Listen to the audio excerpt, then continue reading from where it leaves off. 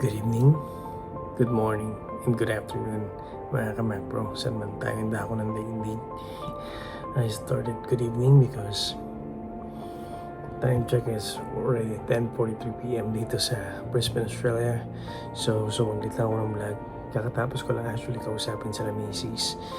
Then bigla ko lang naalala na meron ako nakitang isang page na agency dyan sa Pilipinas na may mga posting na mga hiring papunta dito sa Australia.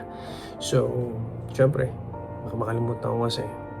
So, tomorrow, i-discuss natin kung ano yung name ng agency, ano yung contact details nila, at ano-ano yung mga position na pwede nyo apply mga ka-macbro. So, syempre, matutulog muna ang inyong lingkod.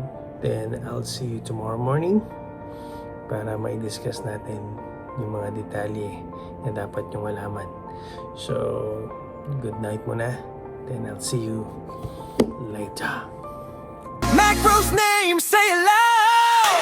Macbro, yeah, we're rising up tonight. Hands up high, feel the city light. No excuses, we just living right. Working hard, but the dream's inside. Macbro, can you feel that fire? Heartbeat drum, take it higher. For my fam, my soul, my pride. Macbro, yeah, we ride, we ride.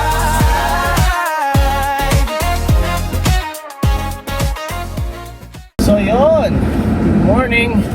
Good morning ulit. Balikan natin yung sinasabi ko kagabi na bagong agency. Actually, maraming lumalabas ngayon sa Facebook ko, sa Facebook feed ko ng mga pages ng mga agency dyan sa Pilipinas, especially papunta dito sa Australia. Marami naman palang talagang agency na pwedeng tumulong sa ating mga ka-macbro na makapunta dito sa Australia.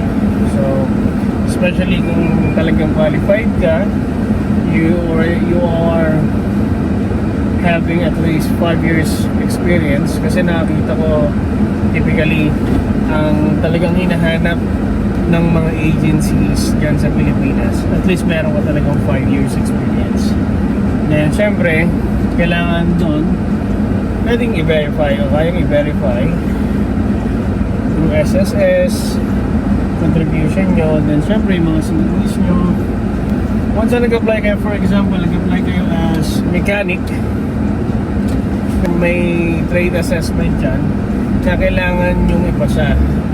So, usually ang ginagawa ng mga mekaniko, even welder, parang gagawa sila ng video nila kung paano nila pina-perform yung kanilang trabaho. So, kasama yun, alam ko, sa TRA. TRA yata tawag doon, if I'm not mistaken. So, kasama yun sa TRA, sa mga requirements sa TRA nyo. So, after nun, parang may panel interview pa ata yan, right after ng panel interview. Then, after that, sasabihin sa inyo natin after a week or 2 weeks, sometimes a month, kung naipasa mo yung TRA mo. Then, from that, kung naipasa mo siya, i-email din sa agency. Then, ilalodge nila yung TRA mo dun sa immigration. At isa kasi yun sa mga requirements para mabigyan ka ng 482 visa. So, sa mga skilled worker talagang yun yung yun yung normal na kailangan nila. Then of course, syempre dito sa Australia, for them to make it sure na you are really knowledgeable and experienced dun sa ina-apply mo trabaho. Kaya ginagawa nila yung trade assessment na yun. So, yun lang naman. So, medyo madugo siya, sabi ng mga kasama natin dito sa company. Medyo madugo yung trade assessment. Then when it comes sa interview or sa final interview, of course, if you are really experienced, easy lang yan. Easy lang yan sa inyo for sure. So, yun lang naman yung mga requirements. Then, so yun nga, may mga pangilan-ngilan na nagsasabi din na requirements na rin sa 482 visa yung PPE. So, meron ako nakita na parang nire-record yata pagka nag-apply ka ng 482 visa, parang you are required to pass the PPE, then at least get 30 points, if I'm not mistaken, 30 points siya. So, parang hinahanap na yun. Pero, hindi ko sure kung case-to-case basis yun, kung nakapag-college ka or hindi. Pero, ang naririnig ko kasi is like, if you are just a high school graduate, so ang nangyayari, pinag-exam sila ng PTE. Then if you are college level, kahit pa paano nakapag first year ka, nabuo mo yung isang taon sa college, so I don't think you need that. So hindi ako ganun ka-sure, pero sabi ng mga kasama natin, even dun sa consultant na kausap ko, yung consultant namin, parang ganun yung nagiging requirements ng immigration. But sometimes, minsan hindi naman hinahanapan. Medyo hindi ganun ka-firm si immigration pagdating sa mga measure ng requirements sila. So, yun lang naman. So, ngayon, since lumabas ako, namimili kasi ako ng piyesa na kailangan namin. Ano kasi bibili? Hindi ako lang. Ako pa din. So, bababa ako. Nandito kasi ako sa Protect. So, bibili lang ako ng racing line para mapalitan yung support group namin. So, yun lang naman. Then, makwento ko lang din pala kasi dito, gusto ko i-discuss yung kahalagahan din ng insurance. Kasi pag dito is naka 482 visa ka, naka 482 visa ka or naka working visa ka. So, syempre wala ka pang Medicare. So, wala ka pang Medicare, wala ka pang ang tawag dito, wala pang medical support na nanggagaling or coming from the government. So, ang tendency kasi sa mga kasama nating di pa PR, nasa working visa pa, ang tendency talagang kailangan nilang kumuha ng private insurance. So, medyo mabigat kung matatandaan nyo before na-discuss ko yung insurance na sa $120 per month. So, medyo mabigat siya. So, babalik ako kayo, nandito na kasi ako sa Protect. Bibili lang ako ng piyesa. Then, discuss ko yung about sa insurance. So, yan. Tapos na natin sa Protect. Nakakuha na ako ng aking parts. Wait lang, pakainit. Sobrang init. Init ngayon talaga. It's summer na kasi alas.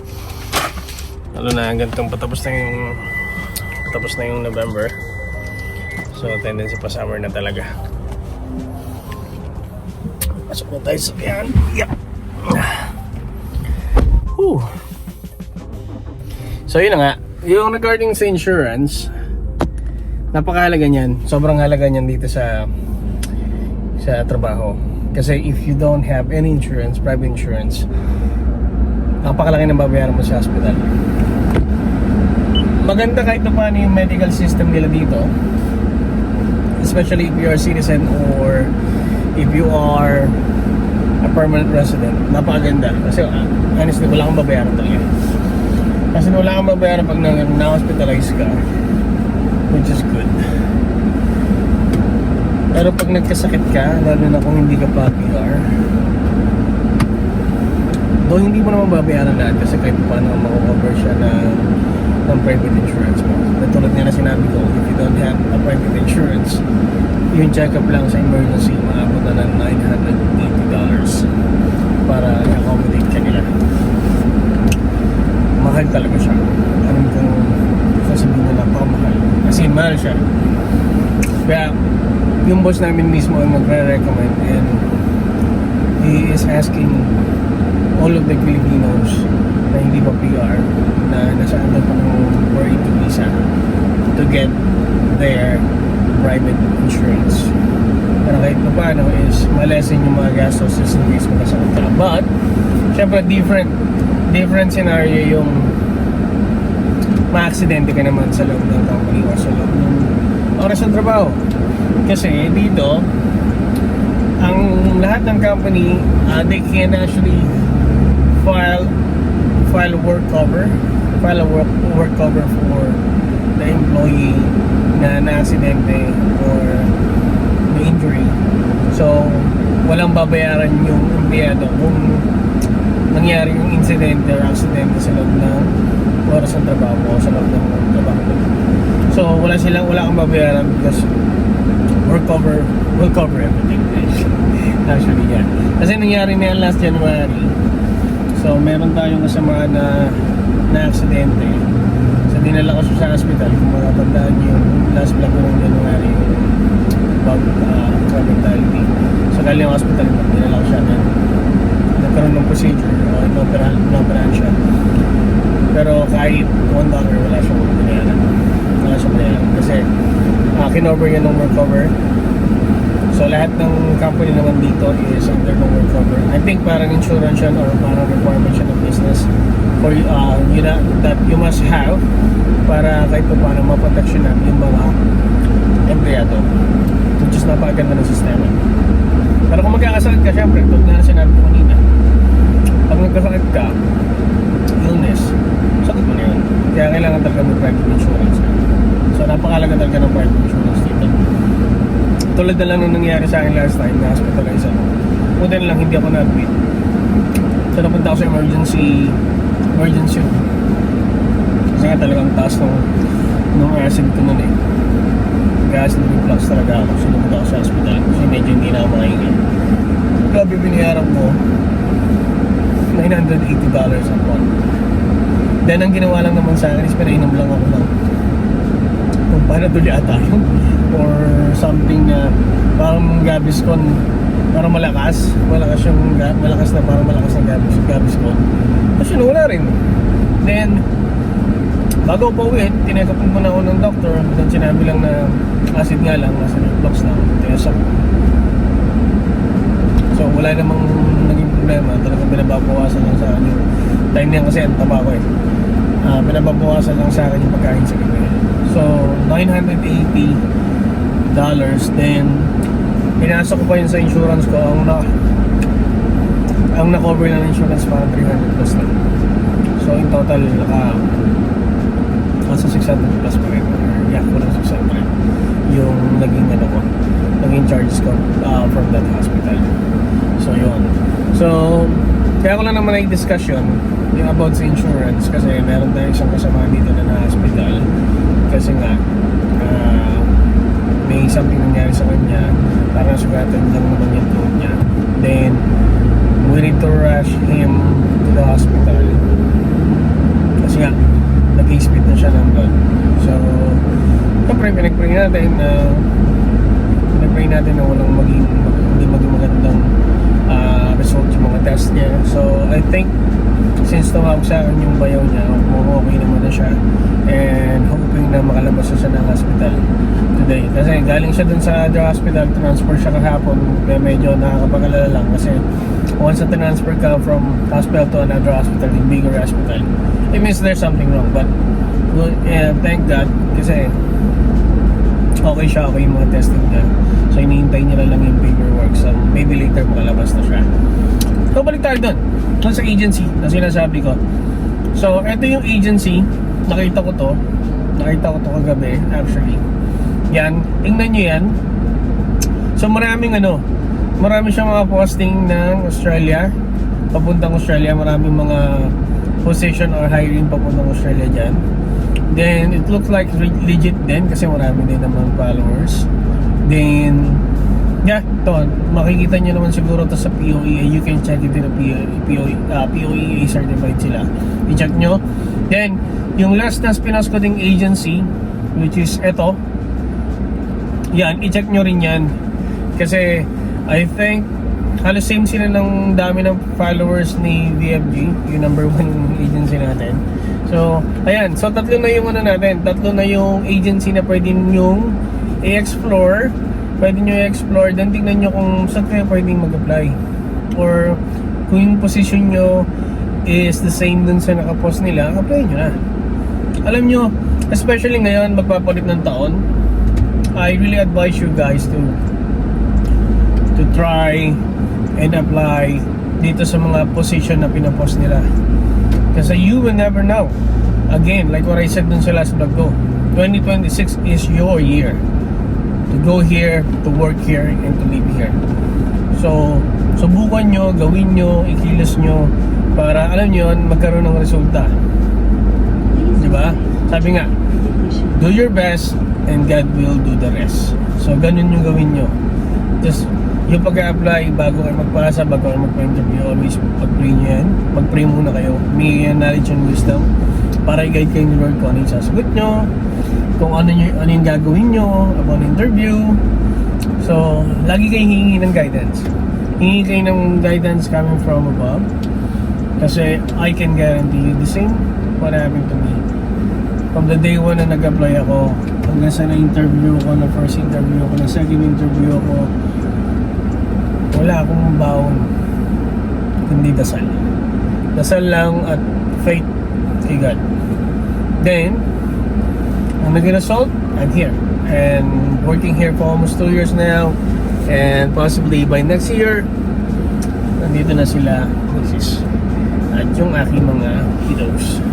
So, yun yung mga dapat nyong yun yung mga dapat nyong isipin. At paghahanda naman sa interview, actually guys, ang gagawin nyo lang is i-review nyo. I-review nyo yung mga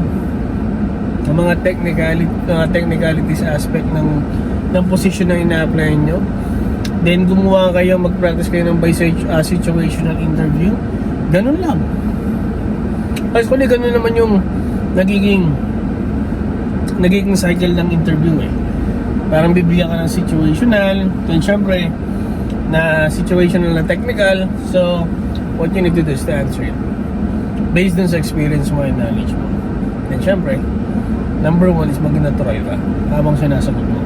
Tsaka, of course, hindi ka sasagot ng alanganin for sure. Kasi I know you guys, before naman kayo mag-apply, then you are really qualified enough into that position.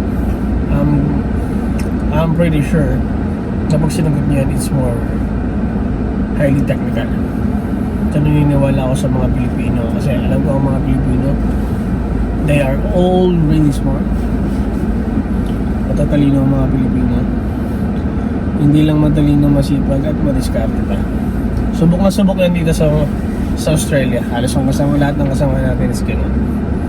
So guys, try nyo na, mag-apply na kayo para by next year, malay nyo, magkita-kita tayo dito.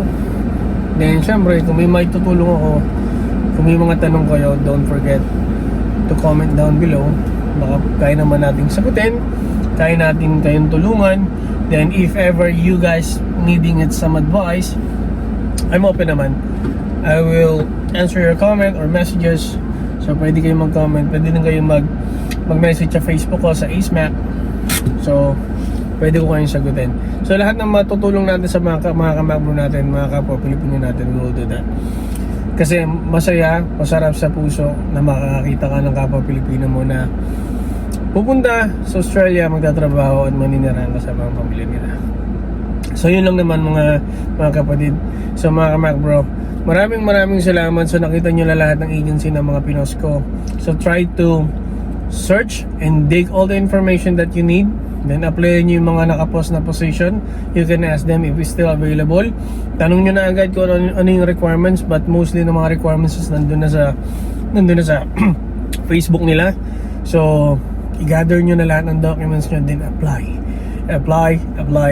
until ma-shortlisted ka, ma-interview ka, then ma-hire ka. I'm always wishing the best for you guys, and I'm praying na magkita-kita tayo dito sa Australia. Saan man kayong panig ng mundo ngayon, kung nasa Middle East ka, then you really want to go here and to work here. Mag-comment ka lang, maybe baka matulungan kita. Comment lang kayo, and then don't forget to share, like, and subscribe dito sa ating channel sa MacFlix, AceMacFlix. So maraming salamat sa mga patuloy na mga bago nagsusubscribe sa ating channel and sa mga patuloy na sumusuport sa ating video. Maraming salamat mga Mac bro, and I'll see you in my next vlog. God bless.